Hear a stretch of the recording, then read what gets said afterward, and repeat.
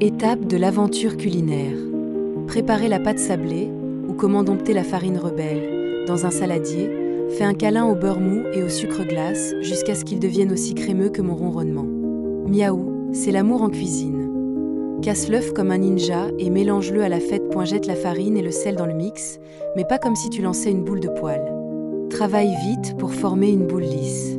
Trop de pétrissage, et ta pâte deviendra aussi dure que le cœur de mon voisin le chien point. Enveloppe ta boule de pâte dans du film alimentaire et envoie-la faire une sieste au frigo pendant 30 minutes. Le temps pour moi de faire un tour sur le canapé. Cuire la pâte, ou l'art de ne pas brûler la maison. Préchauffe ton four à 180 degrés Celsius. Oui, c'est chaud, mais pas autant que mon charisme félin. Étale la pâte sur un plan fariné, imagine que tu fais un tapis rouge pour les fraises. Place-la dans le moule et pique-la avec une fourchette. Non, pas pour la vengeance, juste pour qu'elle reste sage. Couvre-la de papier sulfurisé et de haricots secs, comme une couverture pour qu'elle ne gonfle pas comme mon ego. Enfourne pour 15 minutes, retire les haricots, ne les mange pas, humain. Puis cuis encore 5 à 10 minutes jusqu'à ce qu'elle soit dorée comme un coucher de soleil. Laisse-la se reposer, elle l'a mérité. Miaou, ça sent le succès. Préparez la crème pâtissière, la potion magique du Miaou Chef. Fais chauffer le lait avec la gousse de vanille fendue ou une goutte d'extrait si tu n'as pas de baguette magique. Attention, pas de sieste pendant que le lait chauffe, il pourrait s'enfuir. Dans un bol, bats les jaunes d'œufs et le sucre jusqu'à ce qu'ils deviennent pâles comme un humain qui a vu un fantôme. Ajoute la maïzena et fouette comme si ta vie en dépendait. Verse le lait chaud doucement dans le mélange, tout en fouettant. C'est comme danser avec une casserole, sois gracieux.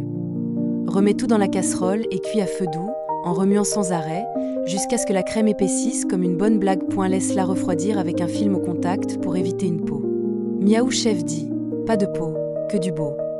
Assemblez la tarte, le moment où tu deviens un artiste, étale la crème pâtissière froide sur le fond de tarte avec une spatule, ou fais des arabesques avec une poche à douille si tu veux impressionner ton crush. Miaou, c'est le moment de briller. Lave les fraises et coupe-les en deux, ou laisse-les entières pour un style « je suis trop cool pour couper ». Dispose-les comme un puzzle gourmand sur la crème optionnelle. Fais chauffer un peu de confiture de fraises avec une goutte d'eau et badigeonne les fraises pour qu'elles brillent plus que ma fourrure sous les projecteurs. Décorer et servir, le grand final digne d'un feu d'artifice. Ajoute des feuilles de menthe pour une touche de classe féline.